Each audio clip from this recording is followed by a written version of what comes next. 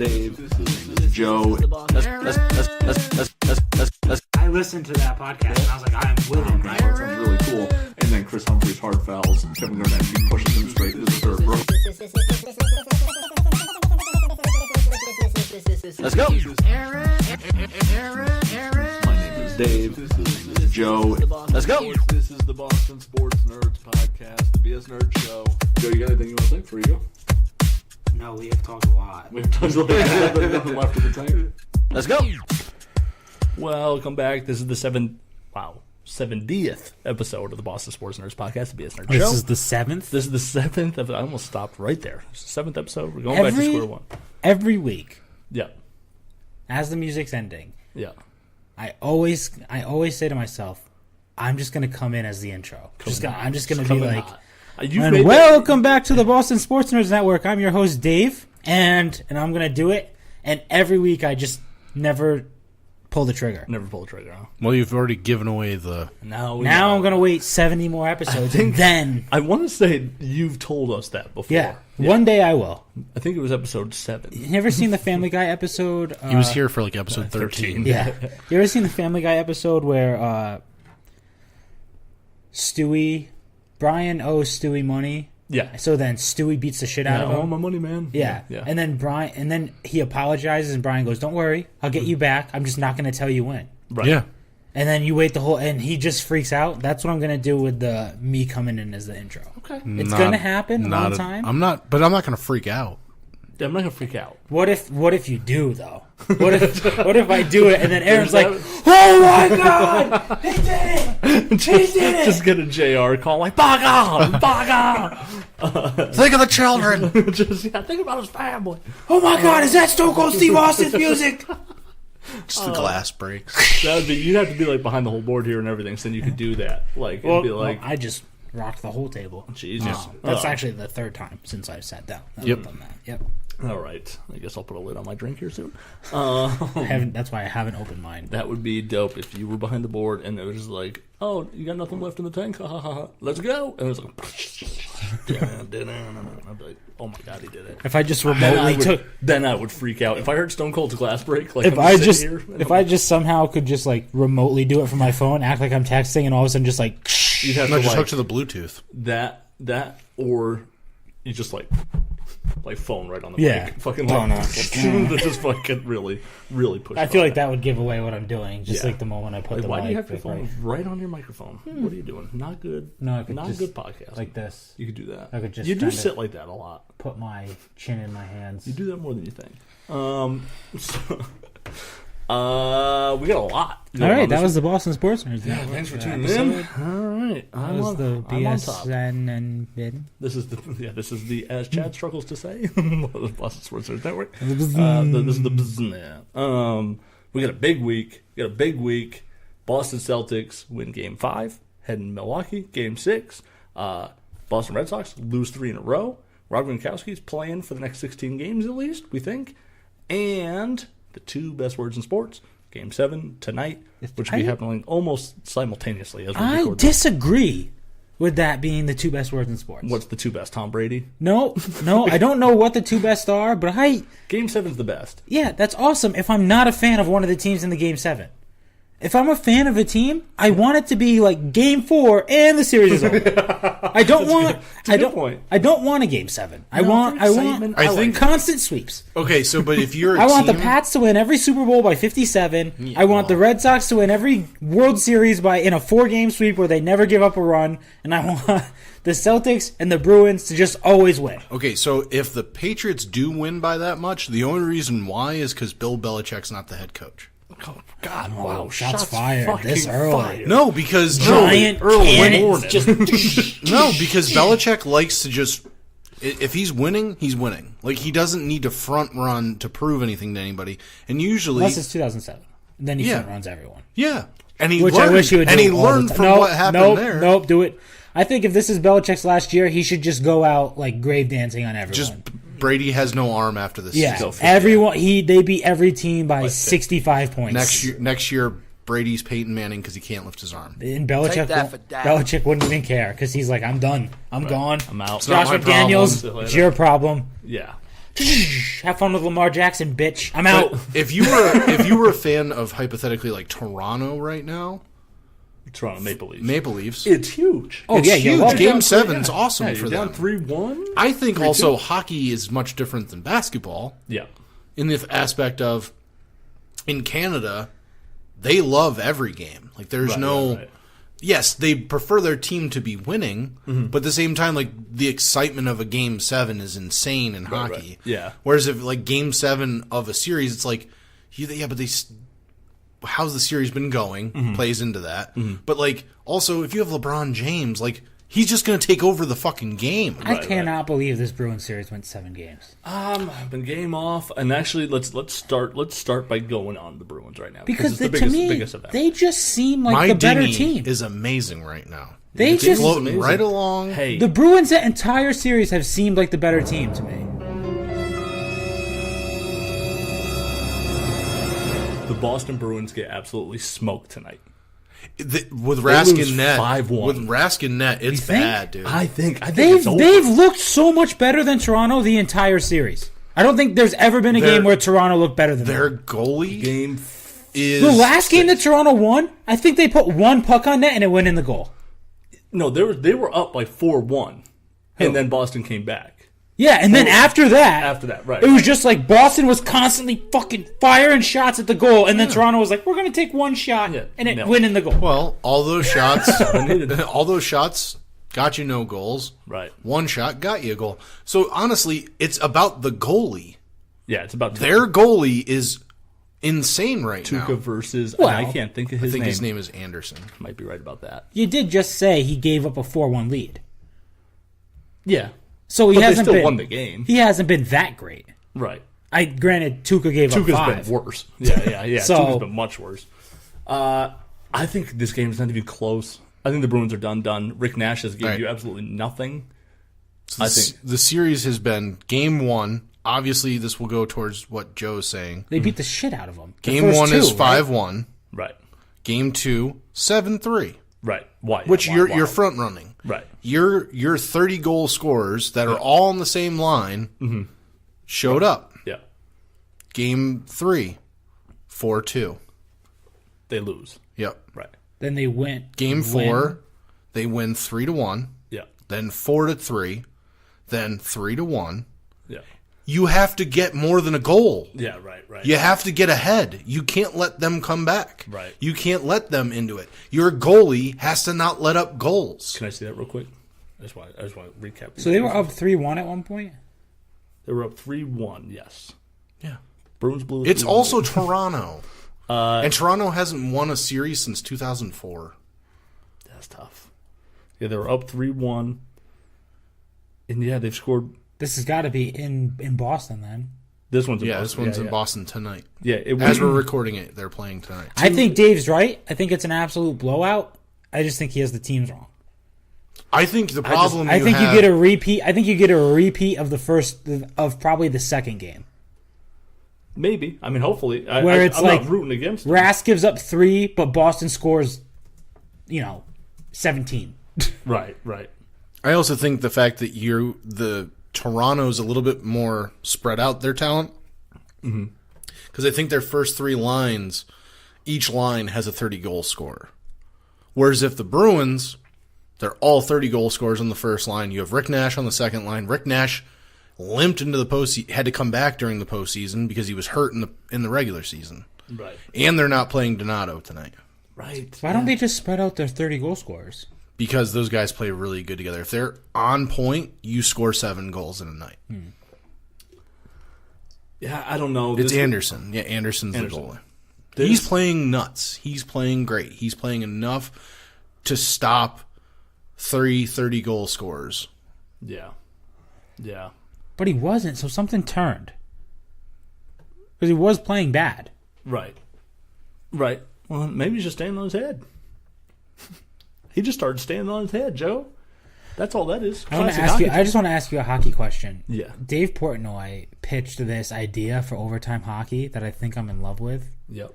Where it's overtime hockey hits. The first team, whoever the first team is to score, or does that normally just ends the game? If one team scores, it's a sudden death. Yeah. Yeah. What if you got a 2-minute rebuttal?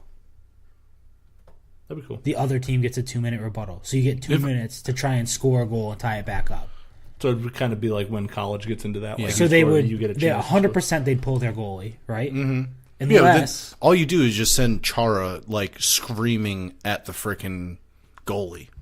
or you just, I think the only thing they didn't include in this overtime thing is, I think if the other team, the team that just scored a goal, if they score another goal, it should instantly end the game. Like so you pull your goalie to try and score in those 2 minutes. If I just slap one into the net, open net, fucking game over. You know what I mean? That'd be cool. I like that. They'll never do it. They'll never do it. No. You're right about that. I'm trying to do some math here. If you want, you can go over some stuff. If you want, you got any more Bruins insight or anything? I'm gonna try to get it's just insane that this has happened. So do you think they're going to lose too? I've firmly stayed on my dinghy. I've just stayed on my dinghy. Yeah, but the dinghy just means they're not going to win the Stanley Cup. Do you think they're honestly going to get eliminated in the first round? I think you have a lot of guys that got exhausted. They played they somehow found this breath of fresh air in the first 2 games, and then they just went right back to fucking slowing down. I can't think. If you're a fucking professional hockey player, you have no excuse to be exhausted with how spread out the playoffs are compared to the regular season. No, I just think there's a lot of guys on that team that, I don't know. It's like we always Wasn't Bergeron dinged up in the middle of this too? Yes, he's always dinged up. It's whether I thought he legit didn't play. Yeah, he didn't play in one game. Yeah, and one of the you know that guy. If you literally have to almost kill him to not play. Yeah, for him to not play is big. And I think that was the first game they lost to Toronto. Was the game that he didn't play in. It was either the first or second game. I think it was the second loss. Yeah, but it's just the point that all it takes is a little momentum, especially in hockey. Especially if your goalie decides to figure it out. Tuukka is not a great goalie. He's a good goalie. He's not a great goalie. That is their problem. Mm-hmm. Mm-hmm.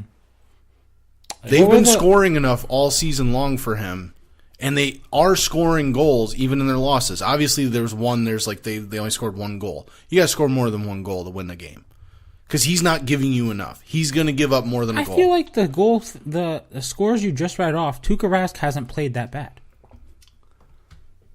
His high is 4. Yeah, but that's pretty high for playoff hockey. 7's insane. I get it. So for that's what I'm trying to say. The Maple Leafs guy gave up 7 and 5 the first 2 games. Yeah, but that was 5 games ago. The first 2 games. That's forever. Then he gave up. Tuukka Rask gave up 4, and the other guy gave up 3. So then they get home, right? Okay, so he played bad on the road in a playoff spot as a fucking 7 seed, and got shown up by a Boston Bruins team, which was, oh, by the way, 4-2. They lost the the first. first. Wound up first or second seed. Do you remember? Who, Bruins? Yeah, they ended up being, I think, the 2nd seed. Yeah, I think so too. 4-2. They lost. They lost. So Bruins win 5-1, and then they win 7-3. Then they lose 4-2. So Tuukka Rask gave up 4. They've lost 3 games. Then they win again. I don't know what the score was when they won. I think it was 4-2 or 3-2 or something like that. So Tuukka Rask only gives up 2 goals. They score 3. They won 3-1. They won 3-1 that one game. So all right. So he holds them to 1. The other guy gives up 3. Yeah. Then they lose 4-3, and then they lose 3-1. So here's the situation. He got this is bad, man. In game 5, he gave up 4 goals and pulled from the game. He only had 32 minutes on ice. You don't go in, shuts him out for the rest of the game. The following game, he plays, only gives up 2 goals, but was enough to lose. They lost that game 2. I think so. It says on 2 goals. He gave up goals allowed. It's just a rough thing to watch. It is. It's not. That's what it is. Like it as much as like everybody, like I make fun of Tim Thomas for his like political views and shit. Like Tuukka Rask, just I've never felt comfortable watching him. I don't know. To Earlier me, this year we were on the Udobin train.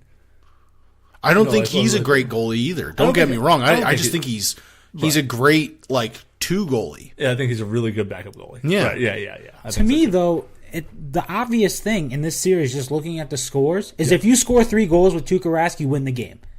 If you can score at least 3 goals, you're in position to win the game. And historically that's true. I mean, he did give up 4 and 4. Their 2 losses, he gave up 4 goals. Or 2 of the 3 losses. But both those losses, they scored, the one they scored 3, the other one they didn't even, all their losses, except for one, they haven't reached 3 goals. Right, but they lose 4-3, 4-3. If you give up 4, you need more than 3. But I think 3 on average is what I'm saying. Obviously, there's going to be times where you can score 3 goals and lose just because he gave up. But he's only given up 4 goals twice. They lost both times. Right. Yeah, but here's the thing: but normally, if you can score 3, he'll get you the win. But at the same time, it's like Dave said, it's momentum. Right. Game 2, you give up 7 goals. Totally get it. That's valid. That guy's not playing well. Then the next game, he gives up only 1, and his team scores 4 goals. And then the next game, you only give up 2 goals, and your team scores 5 goals. You know what I mean? And eventually, you just either you figure it out or you don't. And he's not figuring it out in the aspect of Tuukka. He is not. He's a front runner. If his team's playing great, he has no pressure on himself. But when the pressure's on Tuukka to win a series, he doesn't know how to do that. I never expect the whole season. It was never like this team is winning because of Tuukka Rask or this team is winning because they were winning despite him. They were winning because they score. And when they just stop scoring in these last couple games, they just stop scoring. But in playoff hockey, it doesn't happen that way. People play tougher. It's a tougher, it changes. It's not like basketball where you can tell me that all you want, except the Bruins put up 11 or 12 goals in the first 2 games. Right. So they can score in the playoffs. Yeah, we're not saying it's impossible to score, but it's an anomaly. It's not so you did. And they're averaging more goals than the Maple Leafs are. Yeah, but they're tied. It doesn't matter. They're tied. What do we always say? Score. What do we always say with? Let's put this example. What do we always say with Belichick? If he gets a second chance at somebody, especially a team that beats him in the regular season, for the most part, when he comes back again, he destroys them. Teams start to figure you game. You have 7, almost a 7. You have a chance of going 7 games with a team. You have a chance to figure out all those things. And when we talk about football, you get 4 quarters to figure it out. That's it, especially in the Super Bowl. If Belichick had 7 games to figure out one team in the same seat, you have 7 games every week, you play that same team over and over again, you're going to find a ton of shit wrong with that team. Yeah. So that goes also, I don't want to just put it on Tuukka, but he needs to figure it out, and their coach needs to figure it out. I think it's nuts that... Here's an interesting stat for you. When they win, no one gives credit to Tuukka, and then when they lose, it's always Tuukka's fault. Well, his job is as the stopper. That's nice, but Tuukka is doing the same thing and when they win and when they lose. But the only thing that's different is when they win, the offense scores, and when they lose, they don't. No, that's not true. How many times do the Bruins win a game 2-1 or 1-0? I'm going to flip this argument on its head. The same way you said, they score 3. If they score 3 goals, they've scored or they've given up 4 goals only twice, right? Yeah. There's your argument. They have only scored 1 goal twice. So it's not just about scoring. It's not just scoring either. But what I'm saying is Tuukka throughout the whole season and the playoffs, it's like... I'm sorry, I said that. Hold on, I said that wrong. Tuukka has held them to 1 goal twice. You know what they did those games? They won. Yeah, so Tuukka gets credit if you give up 1 goal. No, he doesn't. Because the one time you held them to 1, they scored 5. It wouldn't have mattered if he gave up 3. It wouldn't have mattered if they scored 2. Yeah, but they don't. They don't win games 2-1. They don't win games 1-0. That's just not how this team is built. They win games. Why is that? Because Tuukka sucks. That's the point. Is the reason? But Tuukka doesn't get the credit when they win. So Tuukka sucks. Is what I'm saying. If they can't win 2-1, that means your goalie sucks. Everyone, I'm not trying to argue that Tuukka is good. That is not the argument. My argument is no, he shouldn't. They don't lose. No, because they win. He should get the blame. They win. When they win, I don't even care about hockey. When they win, yeah. Why do they win? Because they score 1,000 goals. All right. So when they don't score 1,000 goals, is that on Tuukka Rask or is it on the offense? What's the challenge? What's the challenge of the sport? To score a goal. The harder thing to do is to score a goal than it is to defend one. So, of course... I don't know if... absolutely. Not as a goalie, I don't think. Save percentages right now for Tuukka Rask, who sucks, is 96% stopped, 90% stopped, 86% stopped, 96% stopped, 81% stopped, 90% stopped. That means that is 4%, 9%, 13%, 3%, 19%, and 10% success rate by the opposing offense. It is harder to score a goal in the NHL than it is to stop one. All right, point proven. Okay, all right. Yeah, you're a hose when it comes to math with Dave. So, no, I just mean... No, the reason why Tuukka gets the blame is because his sole responsibility is to do the thing that is... I just think it's ridiculous that you're not going to say anything about the offense when they don't score goals, but it's all Tuukka's fault. The real underlying factor here is they need to score. They need to be better, but your goalie needs to be better. If they lose this game 4-1 tonight, that's on Tuukka.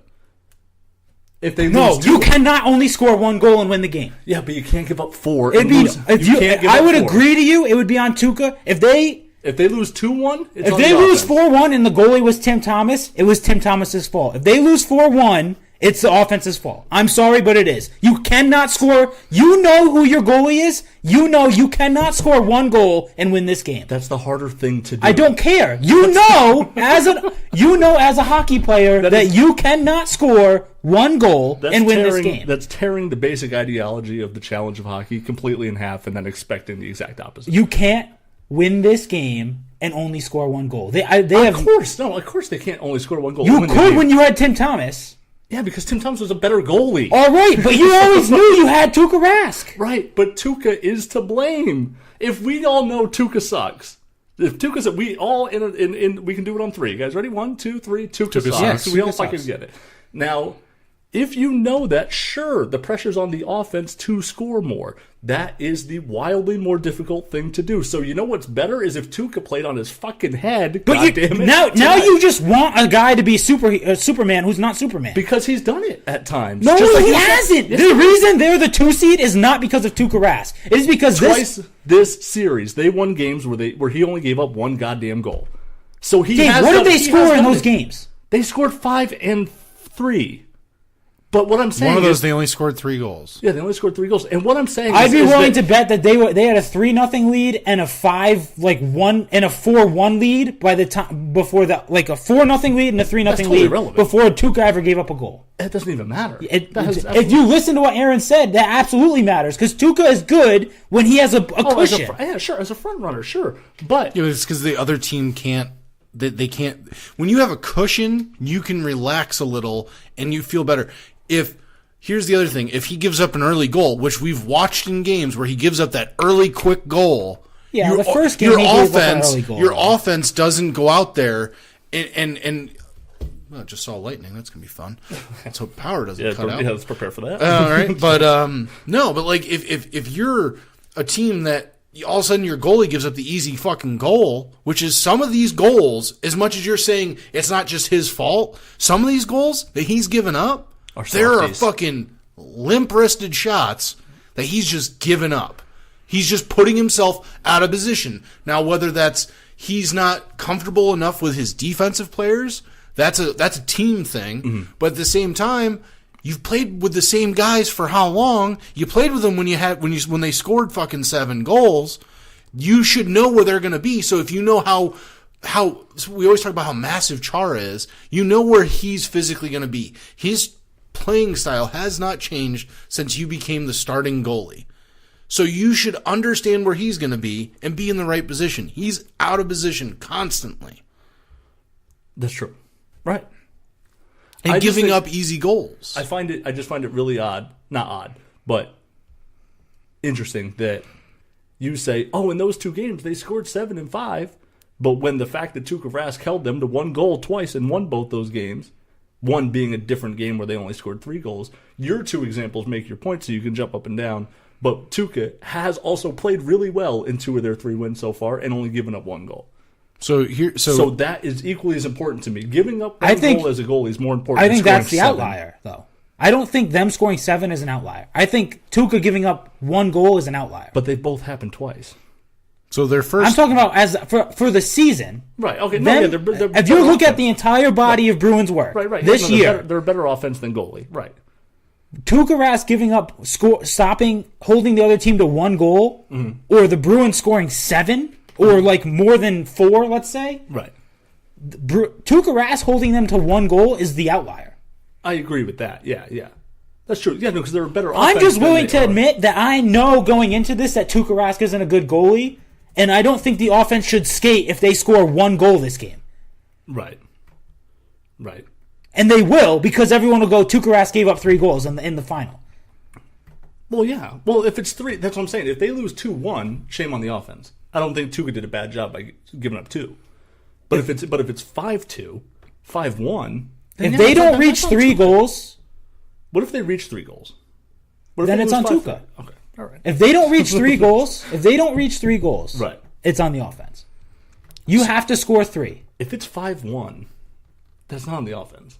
That can't be on the offense. So game 3 that you were the first win that they got, it'd be 5-1. That'd be an extreme outlier. He gave up the first goal. It was on a power play, but he gave up the first goal. Yeah. And then they exchanged goals until the end. Essentially, it was like goal, Bruins got a goal, the Leafs got a goal, Bruins got a goal, Leafs, then Leafs again.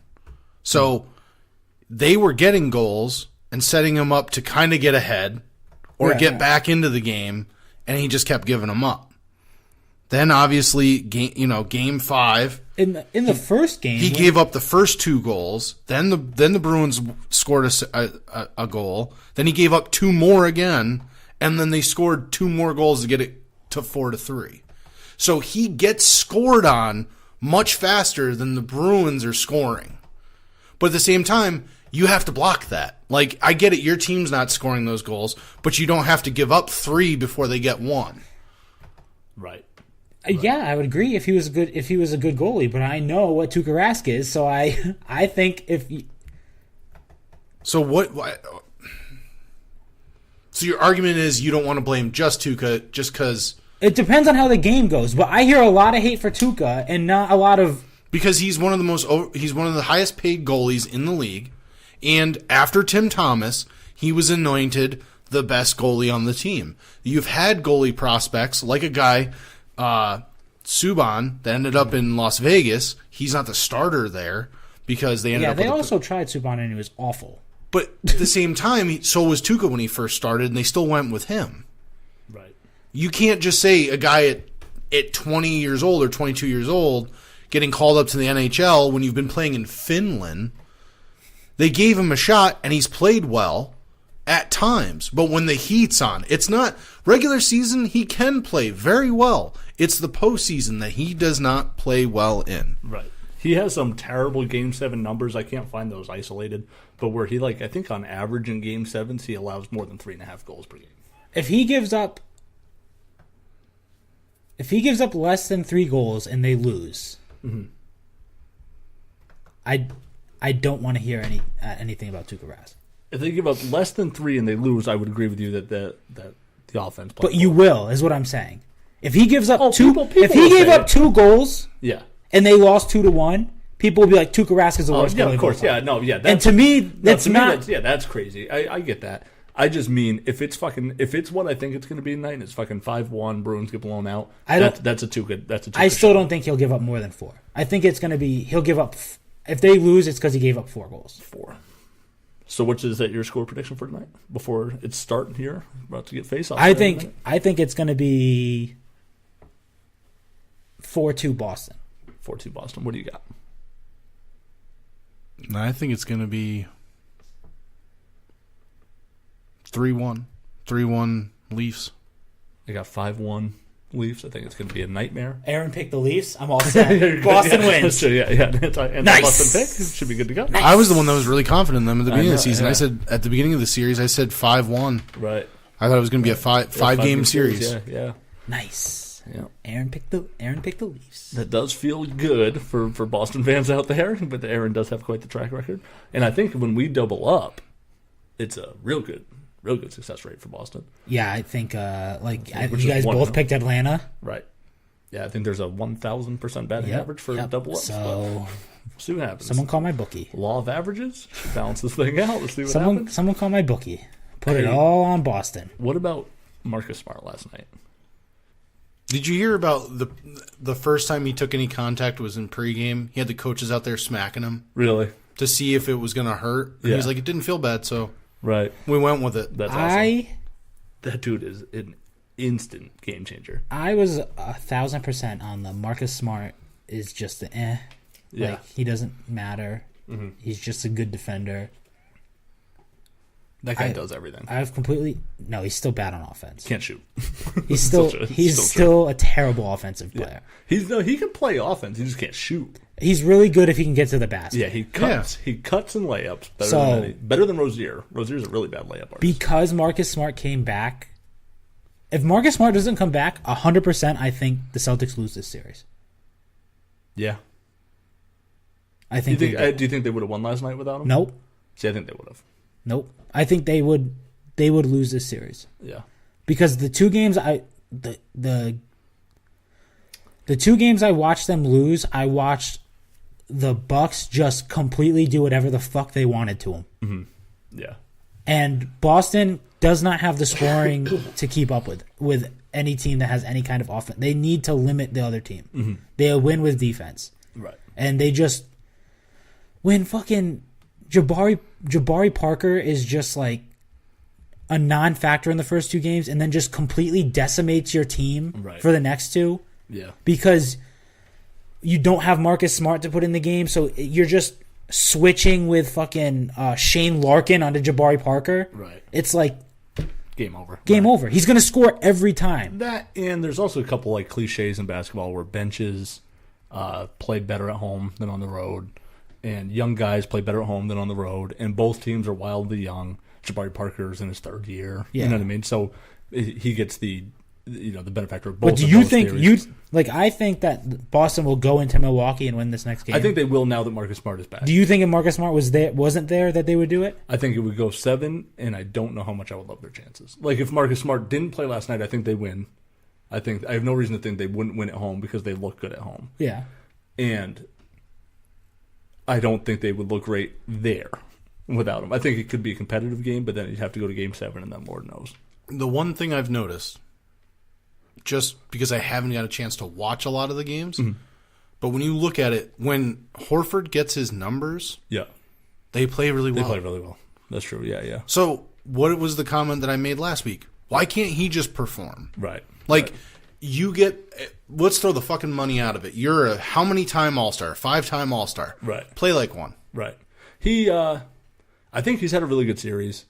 Some of it has been those nights that we talked about where it's like kind of like nuanced stuff. And you know what I mean? Like he's played good basketball. But 22 and 14 with like 3, but this is totally awesome. Goes against your theory. 3 assists, that's it. Like saying that it's not saying that that's bad. Was that the last game? Didn't like that. Yeah, because it's a they switched. Average Al when Marcus Smart is on the floor is a very different player than Average Al. He's above Average Al. Because now he doesn't have to do as much, score and set up everyone else. Now Marcus Smart sets up everyone else, and Average Al can focus solely on scoring, or rebounding. Yeah. Just want to point out Shane Larkin played. Yeah, your boy Greg Monroe did not. He did not, and there's a reason for that. Total game changer too. Brad Stevens pulling the trigger on a complete wild card. Mm-hmm. Semi Ojeleye gets the start. Defends Giannis Antetokounmpo. Yep. Did a goddamn good job. So now that Semi is playing Giannis and Horford were matched up.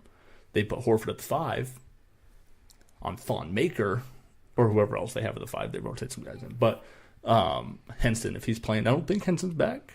No, but Thon Maker was being a motherfucker in those 2 games that in they Milwaukee. Lost. Oh my god, that guy's a machine. He wouldn't miss from 3. It was the most amazing thing I've ever seen. And he just blocks everything. By the way, unbelievable. Can Chris Middleton just stop whatever black magic shit he does to get the ball into the hoop? Did you see the one last night? They're down 6. Yeah, and he just like he got fouled on the play. He should have been a 4-point play, and he turns it over like, "Are you kidding me?" But he just no. You thought that was a foul? It's an up and under the arm. It is. Dude, Marcus Smart just put his hands up. He's straight up, but he was in the path of his shot. It's an up and under move. I hate the call, but it should be a foul based on the rule. That'd be super ticky-tack. It is super ticky-tack. Marcus Smart did it someone where he went up, the guy went like this, he just had his arms out, and then he just hooked the guy's arm into his Marcus Smart is like a... Smart. Well, yeah, he's like a flopper extraordinaire, so he knows exactly what to do to get a call. Has anyone really gone hard at Giannis, like, just knocked him on his ass when he comes trying to come down the middle? Baines and him have gone at it all year. Yeah. Whenever Giannis has wanted to dunk on him, yeah, and then Baines blocked him a couple times, and then he got to dunk on him in game 3 or 4. Oh, like and another thing with Thon Maker, not just the threes, the blocks. Yeah, blocks everything. It's unbelievable. If the Celtics can't get to the hoop, they won't score. Right.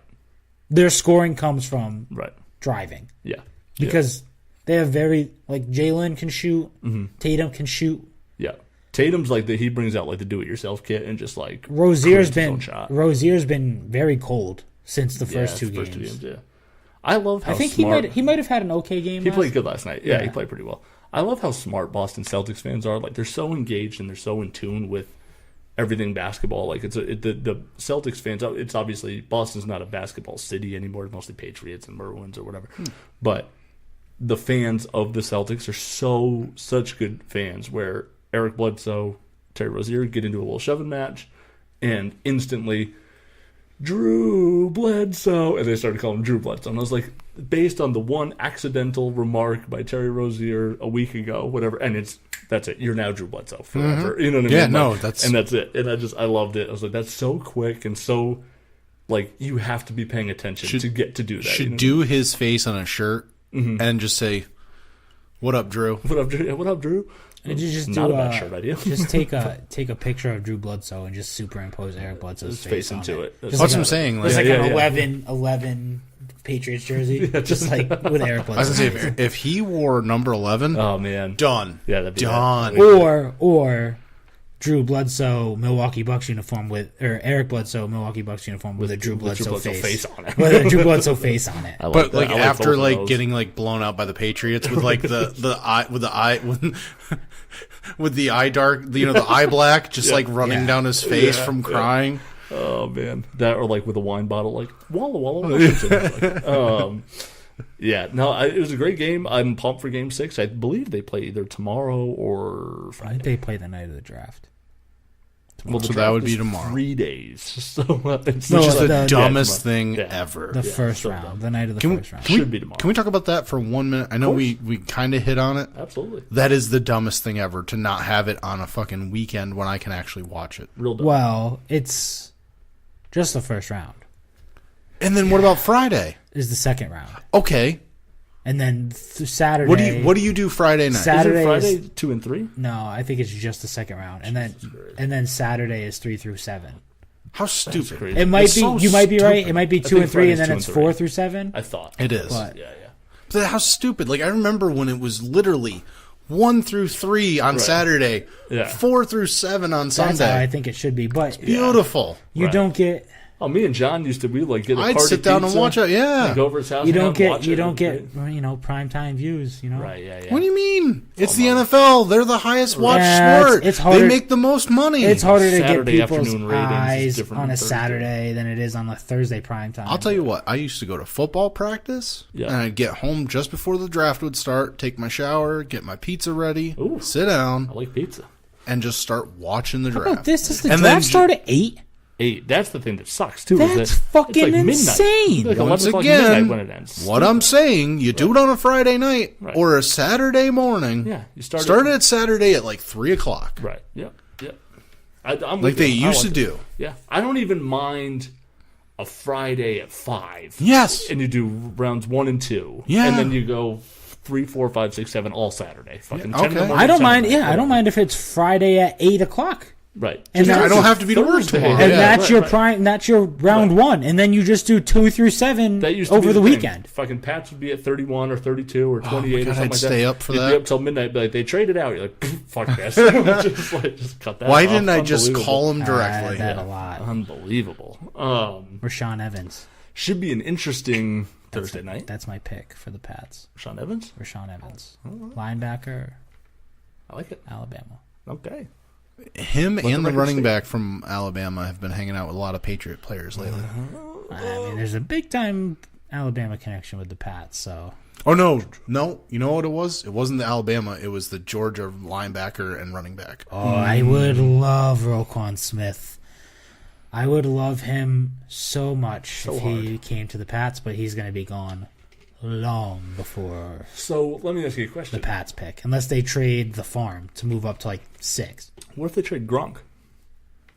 I don't think they're going to trade Gronk. You don't think so? No. A part of me kind of feels like After the Vrum comments, send him. Send him to Arizona. Let him ride his dirt bike. Obviously, a conversation took place yesterday between Bill Belichick you saw, and Rob you saw the Instagram post or whatever? No. Gronk committed to playing. Gronk committed? Yeah, I know. Yeah, I don't care. Yeah, but good. That means you can trade him. The takeaway from the Instagram post, though, isn't that he committed to playing. I think he was always going to play. It's, I had a conversation with Coach. Right. That is what needed to happen. I had a conversation with Coach. Right. Yep. You know what I think happened? I think Bill called him and said, hey, why don't we talk? And he told him, bring your agent. Bring your agent. So, one of two things happened. They worked out a contract, right? Rob gets what he wants. He wants a little more money because he's actually making less money this year. He did tag it Bands and Make Her Dance. So maybe. So there might be some bands. So they either worked out a new deal, and probably the specifics are being worked out right now, and then we'll hear about it later. Or they said, hey, great. You're all in? You're committed? Perfect. Because I've been getting calls about you for 2 weeks. And the question was, is he playing? Is he not playing? Now that I know that you are, I might be able to get myself a couple first-round picks. You know what I mean? I don't know. Don't get me wrong. I think Hoodie might do it. I would be okay with trading Gronk. It would never be to Arizona because they don't have the capital to do it. They would have to give up a first next year because there's no way they trade their first this year. Get their second this year and their third and their first next year. That's what the trade would have to be. Would be a second this year and a first next year. Not even opposed to that. Yeah. That's what it would have to be. Right. Because there's no... If you're Arizona Cardinals, there is literally no one on the planet that's not a quarterback that you could offer me that I would trade you my first pick for. Because I need a quarterback that bad. You know who's crazy me? Crazy me. What I would do is... Crazy old me. Yeah. I feel like if you want to screw one of the teams that you feel like at some point you're going to have to either deal with, or you can screw them over because it's going to cost them not being able to re-sign other players. The Colts. New York. The Giants. Yeah. They can't re-sign fucking doofus with the goofy fucking hair. Yeah.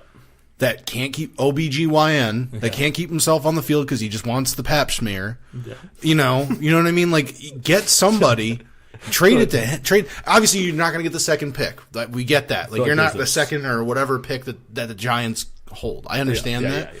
But if you can get their second pick, which is like the second pick in the second round, and their third pick, and like next year's first, I'd take that in a heartbeat. I feel like there's a strong metaphor for he just wants to get the pap smear. Like, I feel like there's something you could apply there. Well, he wants to party. Not sure what it is yet. Him and Gronk partying together? Can you imagine how much fun that would be? I could see them trading Gronk. I just don't think it would be at the draft. See, I think that's when you do it. I think that's when you do it. When that team's on the clock. I could see it happening middle of the year. Okay, maybe the trade deadline. Or I could see that. Like last week of training camp. Yeah. See, the last week of preseason, like when Bill likes to make a trade, like right before the start of the season, it fucks everybody. He does it all the time. He did it with Jacoby Brissett, like last week of preseason. He's like, "All right, you're a Colt now." Logan Mankins. Yeah.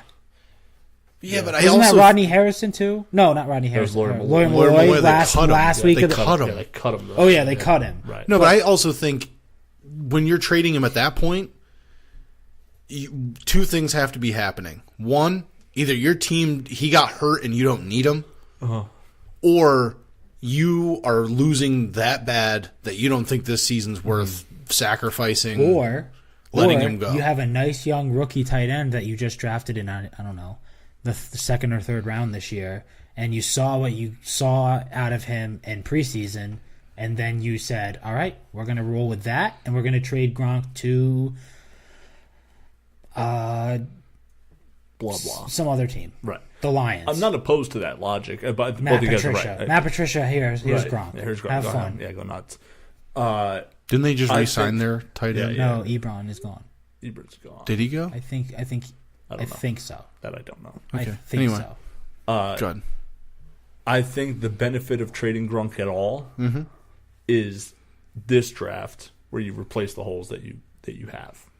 You know what I mean? I think you could utilize the picks that you would get this year to go and possibly go after a running back if you need one, some offensive line help, some pass rush, some middle linebackers that can cover somebody, whatever. You know what I mean? Just I think the reason why you'd want to trade Gronk is the value you'd get back, other than the fact that some people just don't want to deal with him vrooming and catching air or whatever. That really it's like, okay, we might as well trade him while we can get something for him, as opposed to him just retiring and getting nothing. So if the goal is to get something for him, I think this is the year where you have the most holes, you know what I mean, on the team that you could probably utilize it the most. Yeah, but I think they could fill those holes They got picks. They have picks. without Right. extra draft picks. But you would assume that one pick is going to be Grunk's replacement, Yeah. Brady's replacement, Yeah. and that's just depth. That's still not really addressing your issues. You know what I mean? So two of your the six picks your they have. first picks, my guess, Yeah. within the first 3 picks, you're going to see a linebacker taken and a tackle taken Yeah. within the first 3 Pats picks. Yeah. Like picks they actually take, not like. And If they keep to how it is right now, like if you're just saying the draft picks that they have, I agree with you. and a defensive lineman. I just feel like there's a trade somewhere. Maybe not Gronk, but I feel like they trade one of the picks, 2 of the I picks. feel like if they were gonna trade Gronk, they would have traded him when they traded with the Rams. Yeah. There is talk of them like, Also hey, visiting that. what if the Rams want to do something? It's like, what do the Rams have Nothing left, anymore. like to trade them, Right. other than the players they've already traded for? And also, Keep to leave. Yeah, He works his way back to the Pats. remember when they traded for Cooks, then there was the conversation like, it's going to be Malcolm Butler for Cooks, or the first-round pick for Cooks, and then or Butler and a first for Cooks, and I mean, it just became a whole bunch of what if different things. And then once it was first-round pick for Cooks, then there was like, well, Malcolm Butler's still on the table. They just, New Orleans still wants him. So then there was some lingering talk of maybe they'll work out a trade for him later or whatever. I think that could still be on the table for the Rams, where it's like, hey, what about Cooks and Gronk? And they're like, well, we don't really know what the deal is with Gronk right now. You know what I mean? Yada, yada, Yeah, yada. but what the fuck would you get in return for Cooks and Gronk? The draft. You already got You your get the you already Rams got the draft. first round pick. You just say, hey, give us the next all 2 7 years picks. first. You know what would be a sneaky? That's what I was saying. You I know was what just thinking maybe you know what would be 2, 3, 4, 5, 6. sneaky possible for like. There's no way Gronk gets traded to an AFC team. I think it's almost impossible. Yeah, I think nothing serious. Like, I wouldn't be surprised if he went to like the Chargers. That would be bad news. You think so? Yes. I don't know. Phil Rivers on his way out. Yeah, but Phil Rivers loves his tight end. Well, I was going to say Brown's gonna have a also fucking that would hell of a season. Could you imagine? We talk about the double tight end in New England, San Diego with Gates and Gronk. Well, Gates is gone. He's retired. He's retiring. What about Kansas He City? might come out of It's Hunter retirement. Henry, who's still a good young, Yeah, he is. young Yeah, that's tight true. end. What about Kansas City? You go Kelsey Gronk. Yeah, yeah. They have a rookie quarterback though, so you might Patrick- be able to be okay with that. Patrick Mahomes. Pittsburgh. I don't think they. They definitely don't do that. I don't think they trade. I don't think they trade Gronk to an AFC team. Yeah. Maybe Cleveland, but I don't think they do. Yeah. They have a good tight end. They could. I can't trade pronounce his him name. Njoku. Njoku. They could trade him though. A possible trade partner is New Orleans. Yeah. That's insane. Hey, what up? We're gonna get another one of your first What round. up? Hey, give us Michael Thomas. Not just another one of their first round picks. It would be like, I need your first round pick, your second round pick, some picks next year, and that running back that's not Alvin Kamara that you barely use. I want Mark him Ingram. too. Yeah. Give me that guy. Oh, can you imagine that? Like you get a first round pick and Mark Ingram back for Gronk. I'm not saying that would you're not take it. wrong. I don't think that's enough. No, but I'll be honest with you. But I'm not joking. If I'm going to I give just Drew, think- I if think I'm you're- going to give Drew Brees Rob Gronkowski, Right. I need a first round pick, another pick, and Mark Ingram. I say you just reach out to the Rams and say, give me 2 through 7. For Gronk? Not a good start for your boy. 2-1 Leafs. They already scored. They got one. Yeah. So did the Leafs twice. Get to 3. So that's not Get good. to 3. Yeah, give up 5. See how far that gets you. That would be bad. Like good. They're on pace to give up. That would be bad, Tuca, right there. Well, they should actually just 12 pull. goals. They should just pull him now. They probably. I think if halfway through the second period, if you're still down, Just put in Udobin. go Udobin. If it's like 3-1 in the second period, you go Udobin. Yeah. You got to. And so the Leafs scored the first goal. Bruins scored the second goal. So like, okay, 1-1. We're back to the beginning. Yeah. And the Leafs score another goal. That's kind of what happened. That's the same guy, both goals. That's kind of what happened Stellar the first game. Well, no, the first game, the Leafs scored the first goal. Yeah. Then the Bruins scored, and then the Bruins scored, and then the Bruins scored, and Right. then the Yeah. Bruins Yeah. scored. Yeah. You Well, can't it might trade go the goals other with anybody in the postseason. You can't. way. It is play like 2-2. that. You still can't play like that. This just in. Bruins just scored. Nice. 2-2. Oh dear. So No, but I like that. That means they're scoring. they're going goal for goal. Quick. Yeah. Yeah. This is a wild hockey game. 2-2. 9 minutes into the game. Yeah, Jesus. scoring quick. Crazy. Did they both pull They their need to goalie? settle. They're just going 6-on-6. They need to settle down Tuca. Sorry, would- can you call timeouts in hockey? Yeah, Yes, you can. Yeah. you can. Yeah. You need to call timeout and No, be like, you need to Tuca, make it- you need to you need to fucking ma- settle down. You know what you need to do? We're gonna score. Make Just it through settle the down. You know how long a intermission between periods is? Yeah. Like, make it to the intermission, buddy. Yeah. You gotta get that guy rubbed down. Yeah, something. A someone's vigorous gotta Just get rub they that down. need they need Where a, they is need a Alex mound Guerrero? visit. They need a mound visit with Tuukka Rask right now. Rick Nash with an assist. Thank God. I was scared he wasn't going to do anything this entire series. And it was what's his name? Danton Heinen. Danton. Yeah. Danton Heinen. Hyman. Oh, okay. Whoa, sorry. All right, I got that wrong. 2-2. That's wild. No, but I think what you were trying to say is like this is the first time in a long time that people are like more people, and it feels like the organization's like, let's kick the tires on what a team will give us for Gronk. So Dale Arnold on EEI, Yep. one of the afternoon guys that we did not get on our show. Friend of the show. Still trying. Still a 6 degrees of separation friend of the show. Yep. Dale Arnold.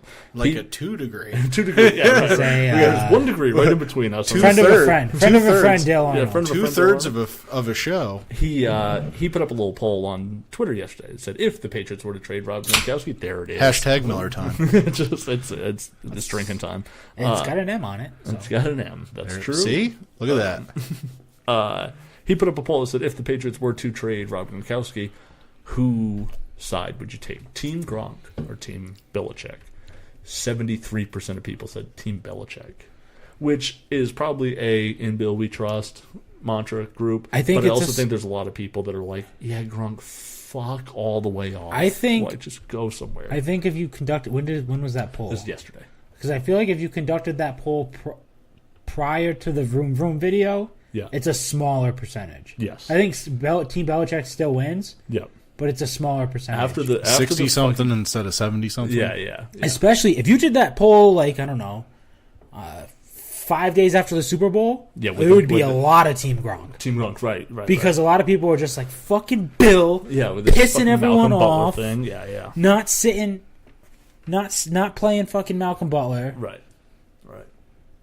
I just think But he you did it. Scores 9-9. Bruins lead. No, I'm just kidding. No, but what was I going to say? What I was going to say earlier is they keep talking about how, like, oh, he's been here this long. He should kind of.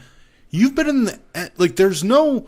You can't say this is like a Brandon Cooks at 24 years old making this, like, acting like this. Mm-hmm. This is a 30-year-old Man-child. acting like a fucking child when it comes to his. And I understand everyone says behind closed door he's not a dummy. Mm-hmm. He knows what he's doing. So if you know what you're fucking doing, don't act like a child in public. It was a real bad play to do the whole retirement thing. Like, no one wins.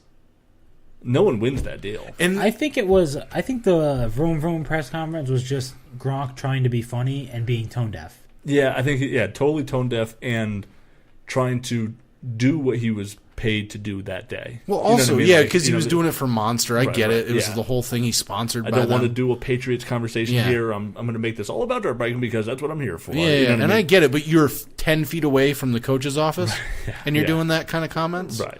Like, it was totally tone deaf. I think that's what it is. I think it's at a certain point when we talk about like the Patriots, they all like they're told like, hey, don't go out there and give them anything. Lack of a better word, how dumb do you have to be? Right. And then did you see Kyle Van Noy's tweet? No. Kyle Van Noy tweeted like after Gronk tweeted like, "Hey, I spoke to coach. I'm 100% committed." Kyle Van Noy is like, "Do you guys see now? The sky isn't falling. Like, relax." Yeah. You know, it still is. Don't worry. I think everything seems well right now. Seems good. Everything's fixed. He's back. I'm telling you, I also could have been one of those things where Belichick probably called Brady. He was like, "Listen, right, talk to him. He's your boy. He's training with your buddy there, Alex. Right. Get your boy. Get your boy under control, or I'm gonna bring him in for a conversation." I think Belichick brought him in, and he said, "Listen, I know me and you have our differences. Right.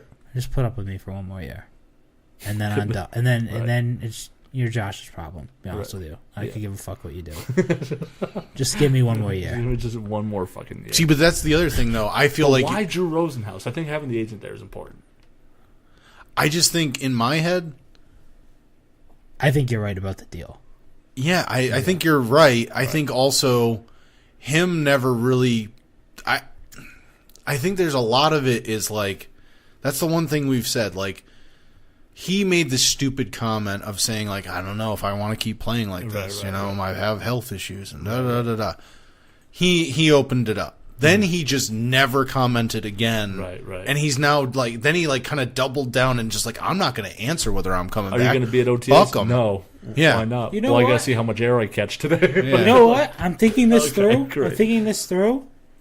I think we're not giving Gronk enough credit for how smart he is. And I think he just played the Pats into giving him more money. I think that's exactly what he did. I think there's another way he could do that. I think he was never going to retire. Mm-hmm. Of course, no, he wasn't. I think he threatened retirement because he wants a new contract, because he wanted more money. He's never been paid like... No, he was the top paid tight end in the NFL. Yeah, but he's more than a tight end. OBJ's whole thing is, I don't want to just be the top paid wide receiver in football. I want to be... the top paid player. Right. Which you're never going to be paid more than a quarterback. But Gronk probably wants to be like... Didn't what's his name get paid more than a quarterback at one point? Ndamukong Suh? Well, no. He had like one of the largest Roydo guy, fucking Von Miller. He wasn't the highest paid player in the NFL at one point? Yeah, he did have the highest paid contract. Yeah, that's true. I think Gronk wants not just to be like, oh, Travis Kelce's the highest paid, and we're going to give you $1 million more. He's like, I want like $10 million. Yeah, well, the reason why you do here's the other thing. If we say that, like, he was the highest paid every year, whoever's the highest person on the free agent market, they become the highest paid player until the next year. With the next player, every year it goes up. But at a certain point, a team has to look at it and go, dude, this is what we're off. We already we committed to this amount of money. Right. You have multiple years. It's not like, hey, we made a verbal. We've come to an agreement. This is our contract. This is what it is. You signed it. Yeah. You signed it knowing that you were considered one of the greatest in the game. Mm-hmm. All right. So if you signed that, all right, up to you're it. proving my point. Gronk knows. You said there's other ways he can do it. There is. There's also other ways the Pats can go, fuck off, we're not paying you any money. Hold out and see what happens. Let's trade him. Right. You know what Gronk does? It says, it's fine. I'll retire. And not only will I retire, I'll show you all the ways where I can retire and be fine. And I can make money doing this and this. And I can talk about going to wrestling. Right. And I can show you all the ways that I don't need to play football. Right. You know what I mean? Right. I just think he heard his own value. Either you pay me more now, or I'll just leave. And I think then the Pats are totally okay with him leaving. I don't think they are. I don't think they're okay with him leaving and not getting anything. I think at a certain price point they'll say, like, what's it going to take? Like, and that's the thing. And I don't think what Gronk $2 million more. I don't think what Gronk was asking for was that much more. No, I don't think it was either. I don't think it was. But I think he wanted to make at least what he made last year. The way that his contract was set up, it was so incentive ridden last year, where all the money moved up. Yeah. So now this year he was playing for, like, I'm going to throw a number out there. It could be totally wrong. $6 million, and last year he made 11 or whatever, right? So he's playing at a wild discount. From so he just, this year I think he just wanted. I don't even know if he wanted a new contract. I think he just wanted a restructured contract. He didn't want to make less this year. Was really I think he just wanted a restructured contract where maybe they move some money around and give him a bunch of money as a roster bonus, like they do with Brady. I don't blame him. either. No. Because he says, all right, so I was healthy last year. I met all my incentives last year. Got paid and now for I'm it. worth less? He got paid for it last year. Right, he got but paid now for last this year. year. So now this year, coming off one of my better years, like my third best statistical season or I whatever. take a pay cut. And I'm going to take a pay cut? Like, what? Well, here's the thing. When do I Brady get paid? does every year. Right. Now, I know it's a different subject because he signs that contract knowing he's trying to lower that cap number. Right. But here's the other thing. And they give him a check for $50 million. Right? Yeah. There you go. Yeah. You know what I mean? But here's the other thing. Plays into the point of why I think LeBron James is a piece of shit, and every other NBA player that takes too much money. I feel like this guy really hates the NBA. I do. I know. For this reason. Right. If you're making so much money off the court or off the field that you feel that you don't need my money, you want to prove it to me, you don't need my money, Right. then what's the reason for me to up your money? Right. You make enough off the field to LeBron- overcompensate for Because that. you need me. It's the same thing with Brady. Brady just gonna says slow you up. flat out, hey, I make X amount of dollars off the fucking field. I don't need your paycheck. Right. Your paycheck pays for the vacations that I take my fucking wife and kids Yeah, on. but LeBron, just real quick, just to clean it up, I get your point, but LeBron doesn't do that. No, that's what I'm saying. Why? That's why I hate the NBA. They don't do that. They don't take pay cuts. No, I'm saying LeBron does. LeBron does. He's still one of the highest paid players in the NBA, correct? But he does. But when you go to a team, this is what I've always said about like he makes less than what he should. Based upon and what he the took NBA pays people. And he yes. right, like amongst his peers. Yes. Really, you know what I mean? Totally get that. And he took a pay cut to go to Miami. When he built the super team, they all took pay yes, cuts. but at the same time, once his like 2-year contract was up, Right. they were able to renew him for more money because he was on that team. Right, it was right. a fresh. It's that whole stupid contract thing with the NBA too. If you've been on the team for X amount of time, they can offer you more money than someone else can. it's so that small market teams can keep their stars. Yes, and I totally get that. Yeah.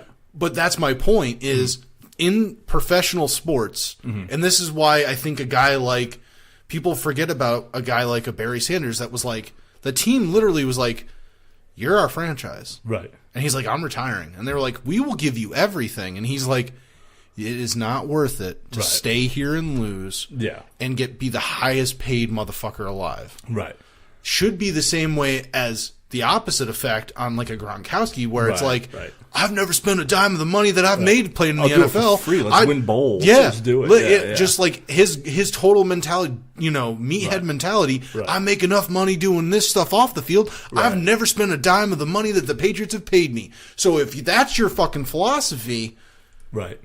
getting paid $8 million versus getting paid $11 last year, Right. you should look at it and go, yeah, fuck, dude, they can go out and get the best guy on the free agent market. Right. New England's not going to do that, but they did pay what's his name last year. They did go out and get one of the best corners. Oh, Gilmore, Gilmore. They pay. That's the one thing I don't like is a lot of people say, "Oh, the Pats don't pay anybody. The Pats don't pay anybody." Like Vince Wilfork was the highest paid defensive tackle. Rob Gronkowski was the highest paid tight end. The second highest paid tight end was Aaron Hernandez. Yeah, I mean, like all on the same team. So they do pay. There's just certain positions that they value more or less than others. Yeah. Wide receiver being one of them. They're not going to throw a ton of money at a wide receiver. You know why? Because they're probably going to get some guy that's 5'9" that's a cashier at Walmart tomorrow, in the fucking first round, and he's going to go be your next wide receiver or whatever. Like, but but they've done that with tight ends. How many tight ends have they drafted? Right. Yeah, they turn over there. You started with Daniel Graham, then you had Benjamin Watson, and you've had Gronk, you've had Aaron Hernandez, you've been able to pick up free agent tight ends as well to fill in the voids of, especially after Hernandez left. Yeah, they turned that position over a lot. So it's one of I think those. they're going to draft one this year. That's the point. I think if you know you're that good at it, like we always talk about. Belichick, man, he just drafts linebackers so well. He knows what he's doing when it comes to these things. Right. Obviously, he falls when it comes to like corners. He can get a free agent corner to play fucking great, but the number 2 pick in the draft, he's gonna fucking fuck that up somehow, or that player's just not gonna be committed like he wants him to be. That's true. I think that's the problem. I think if you have a Gronkowski that thinks he's that great, and you want that much money, then you don't want to play. Like, I'm sorry, go. Right. Send him somewhere that will pay him that much, and he'll end up being like everybody else. He'll end up like, what's his name? He got lucky in ending up in Philadelphia. Fucking Chris Long. Right. If he had ended up with any other fucking team, he could have ended up in fucking Jacksonville. And yes, they made it to the AFC Championship game. But you're not going to win the fucking Super Bowl. Yeah, but there's a lot of players that do Chris that. Long wasn't trying to win a Super Bowl when he went to Philly. No, he wanted to roll. He wanted to play. Yeah, but I'm saying, and then he ended up still with a semi-diminished role by the end of the season anyway. The thing is, that's true. Not every player just wants to win. Brady takes his pay cut because he wants to win. Yeah. I made enough money. I just want the team to be in the. Right. He wants to win, and actually, I would say 98% of the NFL actually doesn't give a fuck about winning. Right. And the 2% are the crazy people like Tom Brady. And even that, as much as there's two things I'm going to do here that I can't believe. I just defended LeBron James with the whole money thing, and the second thing is. I hate that people say that about Tom Brady. He always takes a pay cut. Oh no, he's never taken a pay cut. I believe he has always shifted the money. Yeah, right. I think he's always wanted to be paid. You know what I mean? But it's just I'll work with you on how we do it. He's never actually taken a pay cut. I want him right. He always makes more money when they do those. He shifts the money around. That's what I'm saying. Right, but he does it so it doesn't affect the he cap. Works with He's the team, willing to work with the cap to make his weapons around him. But Gronk... Yeah. And literally, when he took his last pay cut, it was to make it so his base salary for 2016-17 was $1 million. So when he got suspended for 4 games, he only had to lose $250,000. But he still made to the $16 million where he would have lost $4 million. So they restructured that year, pushed it out to this year. Next year, that's why his cap hit is $22, and they gave him a $25 million. Good, big signing and they cut him a $50 million check right there. Okay, so now this year you're only going to make $1 million spread out over 16 weeks, which is only going to be however much money, $80,000 a week or whatever, as opposed to your game check being $1 million every week. And he's like, okay, cool, just give it to me now, and then later. You know what I mean? And then that way, when I get fined, my suspension is only going to be, $250,000 or $250,000, and then I'm out of here. So that was his way of fucking the NFL. Yeah. You know what I mean? No, and that's what I think. Right. There should be a little bit of that. Right. And I think that's why when we always talk about, we'll talk about them later, but we talk about the Red Sox, just throw money at it. Just throw money. There's no cap. Right. If I was and I understand, I'm totally thinking at it from a different point of view. I didn't go to college. I'm not the best athlete in the world. Mm-hmm. So if I was that good, I'd look at the team and be like, I want $10 million for the next 10 years. Right. And just don't trade me. Right. Just let me. If I fucking get that bad, let's revisit the contract. We'll do the Benita deal. Yeah. But no, I'm just saying, let's make it affordable for everybody and name one job that I can make $1 million at, $100 million in 10 years. Right. Name one job other than that that I can do that. I know. And it makes the team still have the ability to go out and say, here's $30 million to this guy. And I'll go out and outperform him and not care because I'm still making $10 million a year. I know. Name one job out of college you can do that. Now, just for the sake of playing devil's advocate, what if Rob Gronkowski, I think he already did kind of do what you wanted him to do. Last year, they restructured his deal and made it very incentive-based, right? Because he was always hurt. So the guaranteed money can't be the same. We can't keep doing that. You know what I mean? And we're a little up against it cap-wise, even though they had a lot of money last year. So, hey, here's a way for us to, free really up a couple open nickels, up some, right? Yeah. So they went incentive-based. And then, you know what? And then what they'll do is they'll take some of your money from next year and you'll get it all this year. And, yada, yada, great sales pitch. You know what I mean? Hey, we'll take all your money next year. You'll get it fucking this February. You know what I mean? Just play your ass off. You do it. He does it. Now, he's already kind of done that deal where he restructured. Now, he's just saying, I'm okay. Since we weren't in the room, we don't know what the conversation was. What if he said, just give me that same incentive bonus again this year? You know what I mean? I'm okay with it being incentive. If this is what he's saying. I'm okay with it being incentive-based. I'll earn it. That's fine. But I just can't do $6 million this year. Yeah. You know what I mean? Well, I also need to... I have all this extra money, sure, but I'm also not a sucker. You know what I mean? Yeah. And he is a smart guy, and I know we joke about how, like he said, he's a meathead, he's a dummy. Yeah.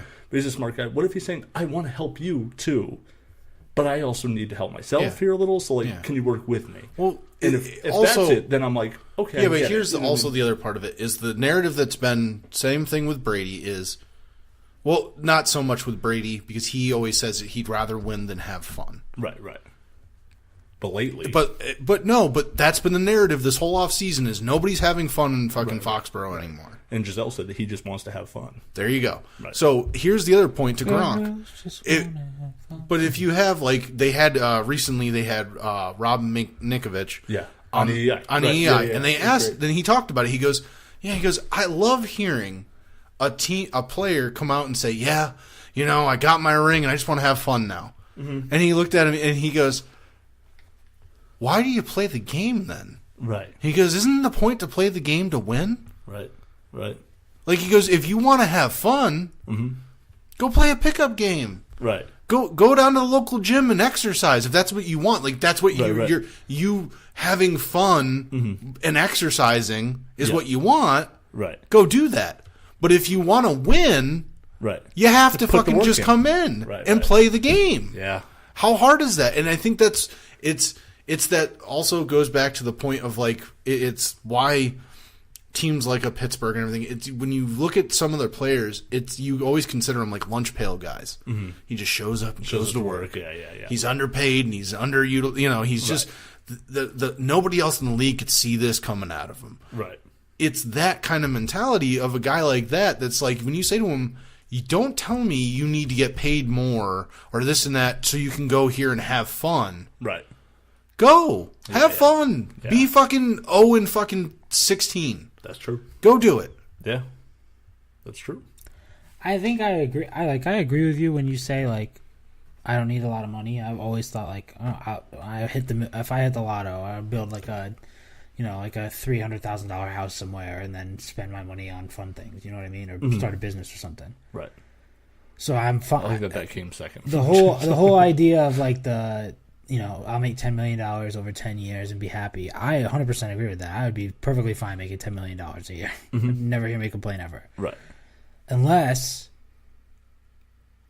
I thought I was the best person at my job, and then I found out that so-and-so, who's not better than me, makes $150 million a year. Right. I mean, I'm not going to lie. This was almost a moment. This almost happened to me where I was going to get paid more than someone in the room, as much as someone in the room. By a penny. By a penny. Small penny. Just underneath them. In my corner. And be doing... And I don't think I'm worth it to that level. I think I think you're worth more. Right, But that's what my point is. Like, I don't care about this. No, I think you're worth more. But I was like, yeah. No, you're right.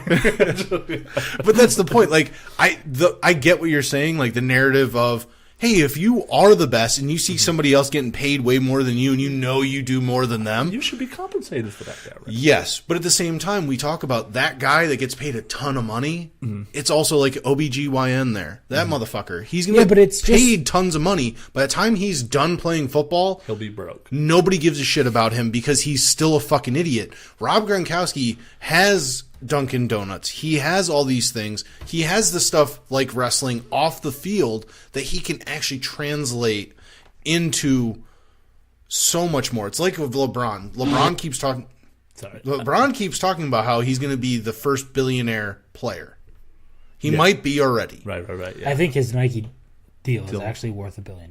But they're talking about like he wants to be a billionaire during his playing time. Yeah. Like have $1 billion net worth like currently in equity. But that's what my point is. Yeah. You're making $1 billion in shoe deal, a lifetime shoe deal. What do you fucking... Money should not be a fucking... Like, yes, that's why I get paid $1 billion for my fucking shoes, and every kid wears my jersey. Mm-hmm. Real quick. Go ahead. They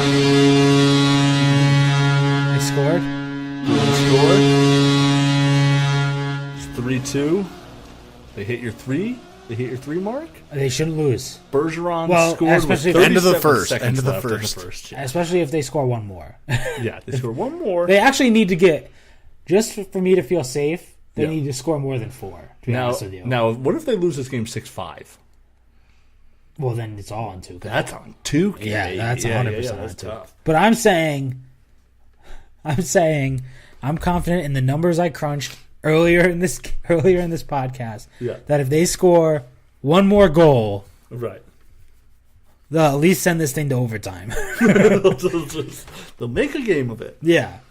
Well, I'm interested to see what happens with the Patriots. Draft being tomorrow, or yesterday. Rashaan Evans. Rashaan Evans. There you go. That's my pick. Also, switching gears real quick before we wrap this up here. A lot of this feeling, I would say, for most of the weekend. Can I go home? Bad Red Sox week. Who'd they play? The A's. Yeah, they got no hit. No hit by the A's. And then, who was the last team that hit? Toronto? Playing Toronto? I think so. Also? But you have to think, like, the A's always have that one stud pitcher. And while they're in Oakland, they always play really well. And then they sign with the Yankees, and they become pieces of shit like Sonny Gray. Sonny Gray. Yeah, that's true. I'm not worried about it. I'm not worried about it. It's just an ugly week. It's a month into the season. What was real bad was Thursday, Bruins lose. Mm-hmm. Friday, Celtics lose. Saturday, Sox are no hit. Sunday, Celtics lose. Red Sox lose. Monday, Bruins lose. Tuesday, Celtics win. Red Sox lose. Wednesday, Bruins are up 3-2. So this started what day? Friday. So yeah, I just want to put this in. You This set the might be world on my fire. fault. You set the world I on did, fire. You especially at my job. Can I go home? Yeah, I gave my 2 weeks at work on Thursday night. Friday was the first day of like everybody kind of knowing. Mm-hmm. Yeah, my bad, dog. He messages me today like, "Hey, can you do this thing?" And I was like, "Yeah, if I get time. I don't know. I'm really busy." He was like, "Oh, that sounds like bullshit." And I just wrote back, "Quitter," like in an email. And what did I send back? He sends me back. What was it, like an It was honor like, or something? yeah, something like, come at me, bro. Come at me, bro. The Celtics won after time-wise the Red Sox lost, or before? Before. They won before. The game finished and then the Red Sox Before. lost? Yeah. I was going to say maybe it's Maybe turning. it's the start of a new thing. Like it's a new moon. Maybe it still is. Maybe it's like the Celtics win. It just hasn't kicked in for the Red Sox little yet. fade out. Yeah. Like, you got to have a little Overlap. a little overlap. Because now the Bruins are winning. Bruins are winning. The Sox are winning Knock on also wood. right now. So Maybe we're turning it around. Boston sports. knock on wood. Turning it around. Just a We bad better. weekend. That's Just a tough 4 or 5 was this days. marathon? Was it? Nope. Number of them under his last Yeah, Monday. yeah. But the weather's been nice Yeah, until today, until today. Monsoon where it's just outside. rain all Wild, day. wild Still rain raining, situation actually. I think it's supposed to rain tomorrow too. Yeah, it's I'm like not sure. into the morning. I think. Yeah, and then Friday is supposed to be. Yeah, rain overnight into Saturday. Nice. Don't love that. But then the weekend's supposed to be pretty nice, I think. Again, dude, weekends have been good. Sunday's cloudy I don't mind cloudy. The temperature, Dude, though. warm. in the 50s. Yeah. The temperature's taking a turn for the better. Yeah, you get me I got that. sunburnt on Sunday. Me too. We were sitting here talking, dude. My face is mad burnt. I was like, I might as well. I go went to the work tanning on bed. Monday, and I was like, yeah, my neck hurts. Yeah, I was burned as fuck. Sat out here talking for like 2 hours, and then fucking sunburnt as all shit. I got home and I was like I could smell it, like that burnt skin. I was like, oh man, my skin. I am fucking burnt as I don't shit. know if you should be able to smell sunburn You skin. ever been to tanning bed? Nope. Okay. Do I look like a person who's been in tanning bed? Not recently. Not at all. So, Never. not this decade. But go into tanning bed, lay there for 10 Like minutes. Nosferatu. As soon as you fucking get out of there, you can smell your skin burning. That sounds. It just makes sense. Disgusting. It's a wild odor. It's not That's- bad, but it's just a. I just went and burned myself. And that's literally my butt cheeks right now are real raw. Thanks, Went Dave. Went tanning last night. There's that. Oh dear. Burnt as shit. Okay, so Gym tan laundry. That's going to be the name of this. This episode is My Butt Cheeks Are Real Raw. No one's gonna know what this episode's about. that took a weird turn. Yeah. Yeah, so there's that. Yeah, the Sox. Sox are still doing things. Tuukka Rask's butt cheeks. Tuukka are Rask's real raw. butt cheek. Real raw. Yeah, that was pretty good. That was a good hockey debate. I don't even care that much about hockey. Neither do I. But that was good. That was I good. do, and I was quiet. I know, yeah. Aaron was like, no, I just think, I don't know. I'm just- like, no. I've been on the. I was like, fight me, Aaron. Yeah. Fight me. Yeah, he wanted the Aaron. I just don't like Tuukka Rask. I don't like Tuukka either. be honest with you, I don't like Tuukka Rask either. All right. Yeah, you were on the side, though. You were defending him. I just don't like when everyone gives him shit, even though I know he's bad. Fucking suck it. Even when they score, even when they just don't score. That's true. Well, he is. We all said in unison, Tuukka Rask sucks. Yeah, I did not want that to get construed. I was just like, Tuukka Rask is the greatest goalie of all time. You guys are yelling about him and it pisses me off. I'm ready to wrap this fucking show up. Yeah. Right? Yes, sir. Got anything good? You got a story to tell? I don't have a good story. You don't want to hit the... Oh yeah, you want the whole thing? I would like the sad music that we just played. You tell me. Do you want? I'll hit you with a variation. There we go. Yeah. All right, so it's only 9 seconds. Me and Josh. All right, so we're just gonna, I guess, segue. Just let this happen, and then I'll just tell a story. Gotcha. All right, me and Josh of the Sports Report recorded our first episode of Down and Distance, which is our new football show, and it was going to be the draft episode. And it went great. 2 hours. A 2-hour episode about the draft and some college football talk, a little NFL rumor mill. It was a great episode. And Dow's side, or Josh's side, held up perfectly fine. He put it on the Google Drive for me to put into the podcast when I was done. And I went to open the Audacity file to do it. And it said, you have to open an Audacity file by selecting File and then clicking Open. And I audibly said to my computer, out loud, like that. By myself. Nice use of the word audibly. That's what I did. So then I tried it again, and it said, you have to select File and then Open to open an Audacity file. And I said, computer, how do you think I got to this screen? And I tried that about... rough estimate, 17,752 times. Mm-hmm. Never opened. So, suspense music, good timing, actually. A 2-hour podcast is completely gone. Does not exist anymore. TLDR. Yeah. Down and Distance will be premiering 2 weeks from now. TLDR? Too long, didn't read. Okay. You ever seen those at the bottom of... Yes, okay, yeah. TLDR. Did not put the two together. Yeah. I like it, though. TLDR. New name of the network. Too long, didn't read. That's actually not a bad one. That's not a bad one. No. Have you ever seen the, TL dot, what's that called? ... Like the... Is that an ellipses? What is that? Where it's the 2 dots, on top of each other. A colon. A colon? Oh, semicolon, yeah. Yeah. What is an ellipsis? Oh, is that ... An ellipses is... When the sun goes behind it? No, that's not it either. Not sure. I know what you're speaking of. Yeah, it's like TL colon DR. Yeah. Too long. Could be... Pause. Didn't read. Could be a good logo. Just saying. Not a bad logo. Presented like a clock. Yeah. Like a digital clock. Like a digital clock? Yeah. Yep. I'll figure that out. Anyway. That could be its own podcast. TLDR. A 2-hour podcast is gone. Yeah. And Down and Distance, the new football show on the, as of right now named B.S.N network, will be premiering in 2 weeks. Nice. We will recap. Or maybe next week. I'm very excited for that. It doesn't really matter when it starts, but it'll be bi-weekly after that. I dig it. Aaron, I'm going to hit the network music while I go to the restroom. Okay? It's not really music. Is that right by you? You good? Good. Awkward silence? Okay. Yep. Fuck this. Would everybody please stand? No. For the B.S.N Network's weekly State of the Network. Huh? So, WECP was out on Monday morning. I put it out Monday morning because Sunday, we recorded it.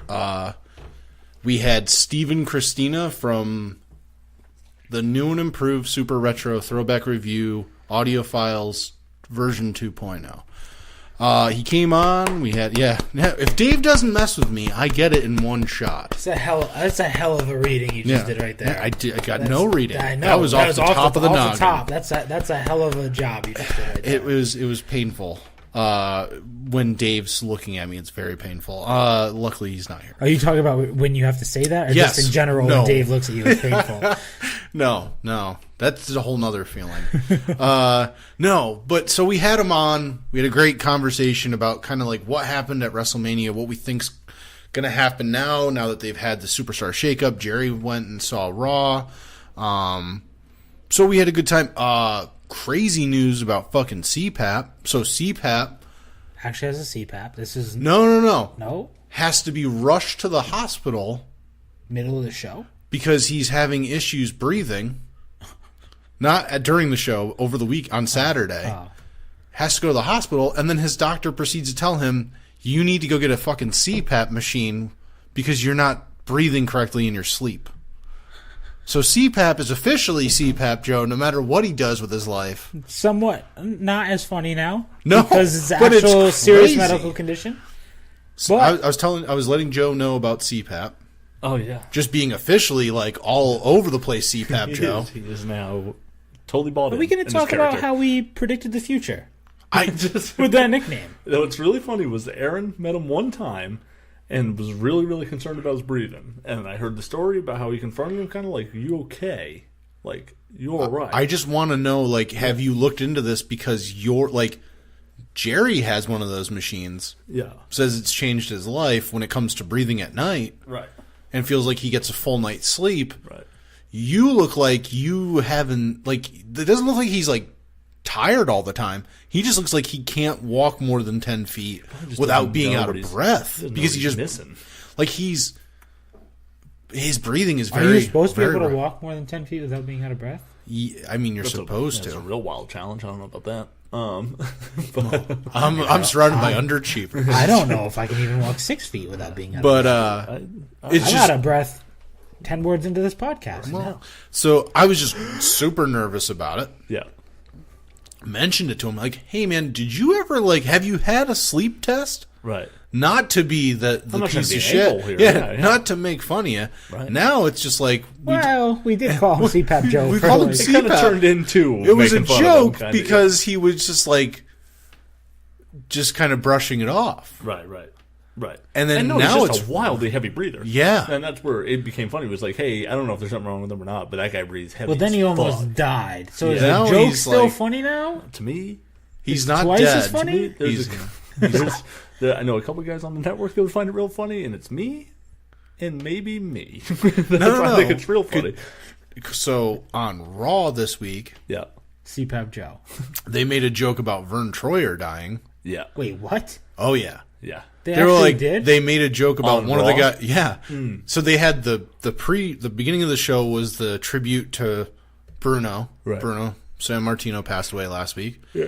So they had that, and then literally like an hour and a half into the show, they have a joke about one of the guys being so short, and they're like, "Hey, you're not Mini Me. He died this week." Wow, And it's like, cold line. wow. Yeah, Yeah. And he was actually a guest They had, GM one time. they had a mini-me tribute, but it was too short. Huh?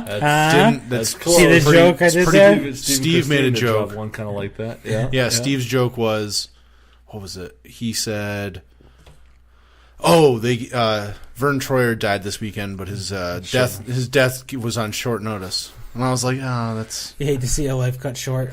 yeah." I really like the picture of him struggling to carry a bag with a turkey into his apartment, and it's like on the ground. He's really fighting. It was like, "Rest in peace, Vern. Your struggles are over." Also, not to put a damper on this whole thing, but I'm pretty sure he may have committed suicide. Oh, is that the case? Is that I don't know. I know that there were like reports that he was like wildly drunk and suicidal. He was a psycho. And, Remember, he was like- like peeing in the corner on that one show. And surreal life? Like, he was Surreal life. He's a real riding drunk his ass. scooter. Scooter all over. What show was that? Surreal life. Oh, I said Surreal it. Life. Yeah. I think I said this. Mini is real life. Me will go down in history as that. Those first two Austin Powers movies Yeah. are Classics. untouchable, and the third one is not nearly as good, but it has some parts in it that. My leg is broken. I'm gonna try and stand up. And see if I'm like, oh my god! It's beginning to smell of almonds. That I Will love that. Ferrell's The Will character. Ferrell cameo. So good at that. And then Gold Member is pretty much only funny because the bad guy. Mm-hmm. and he like makes a hole, like when he's peeling the pieces of his skin off, and he's like, and he acts like he's gonna eat it. It was a wild thing, yeah. I lost my All right, we took a wild turn. unfortunate We did. smelting accident. So we had a good show, and then I had put an offer on a house. Mm-hmm. That was called to let us know that no longer be accepting our offer. They verbally accepted it. And then their real estate agent proceeded to let other people see the house. Yeah, fucking DeAndre Jordan them. And then was like, oh, we got an offer that's more. So if you want to offer more, we'll hear it. But like, we're gonna accept theirs if you don't. So like, oh, we're at our top number, so fuck off at this point. So now even if they come back, right? Guess what's not on the table anymore? You know what's on the table? My first offer. Right. That's the house game, bro. Yeah, it's a cold world. So Sunday, that's why my show did not come out on Sunday. Oh, that's why I didn't notice. Yeah, it came out on Monday, like 5:30 Monday morning. Yeah, I think I woke up Monday morning and saw it and figured it was Sunday. I woke up early that day. That's fine. Yeah, that was a good show with Steve. Steve did a good job coming on. Yeah, Only Steve did a good job. I want to say you and Jerry really. He's calling you guys out. Show not fun. Bullshit. It's bullshit. I also got yelled at by Dave and Jerry. Yeah. For you guys, you don't even remember, so I'm not even going to bring it up because that way you can't make fun of me again. Perm pole. Because he brought up perm pole again. Not at all. Nope. What did you do? Don't worry about it. We're good. Was it on the show? Yep. A little play-by-play here. Dave is looking at Aaron flabbergasted. Go back and listen. Totally confused. The Fight Club? Not at all. Well, rule number one. You never talk about Fight Club. I had a really good joke about that. Snuck in there. That went through Jerry for a loop. Damn, I don't remember. Yeah. Huh. I'll have to go back and listen. And you should go and listen. To find out what me and Jerry made fun of Aaron for. Because I don't remember. Ragged on me pretty hard. Yeah? Oh, Tough, huh? Yeah. Dave continuing to look flabbergasted, staring deeply into Aaron. Play-by-play here by Joe. Really fucked up over this. I don't remember that. Yeah. It's awesome. Dave reaches for his phone. It's not on your phone. It's on YouTube? No. But yeah, so that was what I did. Yeah, nice. There you go. And yeah. There you go. I'm not moving anytime soon. Good. I like it here. Sorry. Tell Jackie this is the perfect thing. So that's it. No more new announcements. That's it. Nothing else to announce. Definitely not gonna do anything else. Nope. Nope. All right. What do you have in mind? Nothing. I don't. Okay. I was being serious. All right. Yeah, nothing here. Steve officially member of the network. Yes. Dave, I just said no more announcements. We kind of talked about it last week. We talked about last week. I deleted it all because I wasn't sure if you wanted to make the announcement first or not. So we did. I removed that. And then WCP. Yeah, we did. Talked about it. And then he was like, okay, cool. He said that's when he wanted to do it was that. So I was like, okay, cool. Does he have his own entrance music? He had his own outro music. Yeah, he picked the outro music to the show. You should have. Every guest. You should have done an entrance thing and been like, oh, here if I had this set up like Dave, it would sound so much better because then he could like relish in the moment. Right. I don't have that set up yet. I was actually thinking about that. Now, when you were talking to him about how you always let the guests pick the outro music, I don't really let them. I just kind of like, okay, The Rock's their favorite person. Right. Let's do The Rock's music. You know, this guy's his favorite, and that's why I asked him. I was like, hey, who do you like? Like, because I know you're a Triple H fan. Right. That's his favorite wrestler. Play the game. I thought it was totally going to be like that. Right. And then I was going to pull a total heel move and just find his old like Hunter Hearst Helmsley music. Yes. Yeah. Right. I like that. But yeah, no, he's officially part of the network. He will not be on our feed. He will be doing his own thing over at the new and improved Super Retro Throwback Reviews, the audio files version 2.0. No, he paused. I did pause. Mine was all the way through. You flowed. Yeah, I do. I've done it twice now. Yeah. As long as you're not staring at me laughing as I'm doing it. The new and improved Super Retro Throwback Reviews, the audio files version 2.0. There you go. Working on a hot take there. Cold take. At read. Yeah. Whatever. So, yeah, no, he's going to be there. You can check him out on YouTube.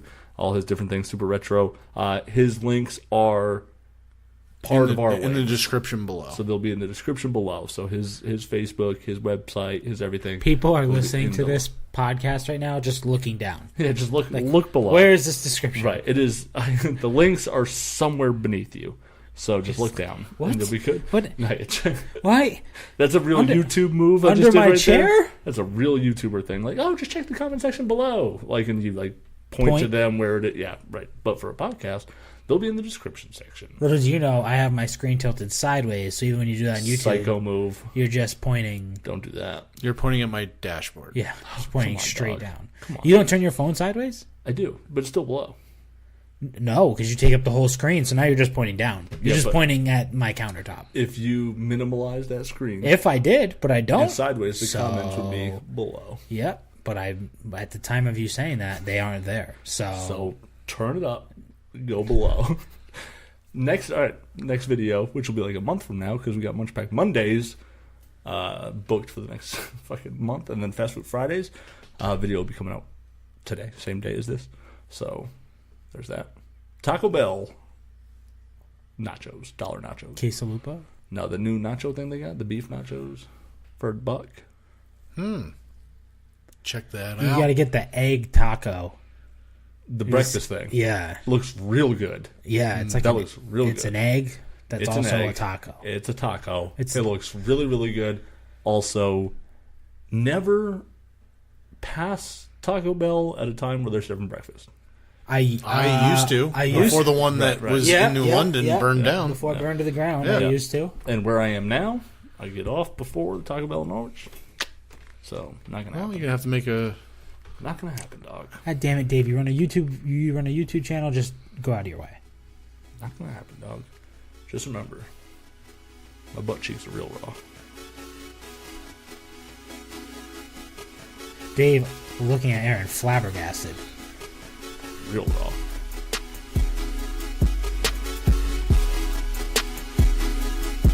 Aaron's waving.